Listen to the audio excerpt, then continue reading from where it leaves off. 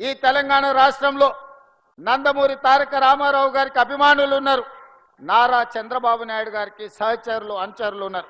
వాళ్ళందరికీ నా విజ్ఞప్తి ఒక్కటే, ఈ తెలంగాణ రాష్ట్రంలో తెలుగుదేశం ఉండొద్దని కక్ష గట్టి ఆ పార్టీ నాయకత్వాన్ని దెబ్బతీసిన చంద్రశేఖరరావును బీఆర్ఎస్ ను సమూలంగా 100 మీటర్ల గోతి తీసి పాతి పెట్టినప్పుడే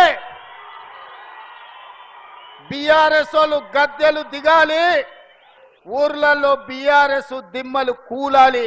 అప్పుడే నందమూరి తారక రామారావు గారికి నిజమైన నివాళులు అర్పించిన వాళ్ళం అవుతాము. ఆ విధంగా మనము ముందుకు వెళ్లాల్సిన అవసరం ఉన్నది. బీఆర్ఎస్ ను బొందబెట్టాల్సిన బాధ్యత మన అందరి మీద ఉన్నది. మిత్రులారా, రేవంత్ రెడ్డి గారు నిన్న మాట్లాడిన వ్యాఖ్యలు చాలా తీవ్రంగా మేము ఖండిస్తూ ఉన్నాం. బీఆర్ఎస్ జెండా గద్దెలు కూల్చాలని మాట్లాడుతుండు. బిడ్డను బీఆర్ఎస్ జెండా గద్దెల దోలికొస్తే నీ గద్దె కూల్త జాగ్రత్త అని చెప్పి హెచ్చరిస్తూ ఉన్నాం. దుమ్ము అయిపోతావు బిడ్డ నువ్వు. అయినా బీఆర్ఎస్ పార్టీ నువ్వు కూలిస్తే బీఆర్ఎస్ పార్టీ ఏదో జెండా గద్దెల్లో లేదు, ప్రజల గుండెల్లో ఉన్నది బీఆర్ఎస్ పార్టీ. బీఆర్ఎస్ పార్టీ జెండా గద్దెల్లో నువ్వు కూలిస్తే పోయే పార్టీ కాదు. తెలంగాణ ప్రజల గుండెల్లో పుట్టిన పార్టీ బీఆర్ఎస్ పార్టీ, ప్రజల హృదయాల్లో ఉన్నటువంటి పార్టీ బీఆర్ఎస్ పార్టీ. ఈ హౌలా మాటలు బంద్ చేయి, పిచ్చి పిచ్చి మాటలు బంద్ చేయి, 6 గ్యారంటీల మీద దృష్టి పెట్టు. అయినా ఎన్టీఆర్ గురించి నువ్వు మాట్లాడుతున్నావు. అసలు ఎన్టీఆర్ గారు ఆ పార్టీ ఎప్పుడు పుట్టిందండి?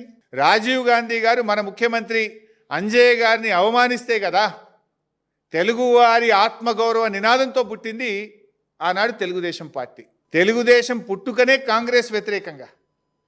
ఎన్టీఆర్ గారు ఆనాడు కాంగ్రెస్ పార్టీకి వ్యతిరేకంగా జాతీయ స్థాయిలో నేషనల్ ఫ్రంట్ నెలకొల్పిండు కదా.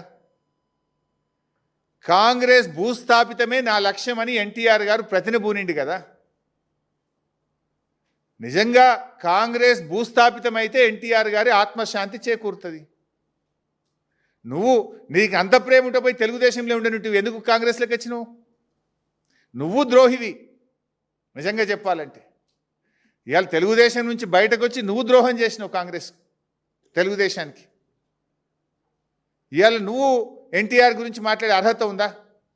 ఎన్టీఆర్ జీవితం అంతా కాంగ్రెస్ వ్యతిరేకంగా పోరాడిండు. గల్లీ నుంచి ఢిల్లీ దాకా కాంగ్రెస్ వ్యతిరేకంగా పోరాడిండు. ఆ ఎన్టీఆర్ గారు ఎప్పుడు ఆత్మశాంతి చేకూరుతుందంటే కాంగ్రెస్ ఈ రాష్ట్రంలో భూస్థాపితమైతే ఎన్టీఆర్ గారి ఆత్మ మనశ్శాంతి జరుగుతుంది. ఇలా సిచ్యువేషన్ ఎట్లయిపోయిందంటే రాష్ట్రంలో ఈ అవుట్సోర్సింగ్ కాంగ్రెస్ అవుట్సోర్సింగ్ సీఎంకు అసలైన కాంగ్రెస్ వాదుల మధ్య ఇలా పచ్చగడ్డి వేస్తే బగ్గుమనేటువంటి పరిస్థితి ఏర్పడ్డది.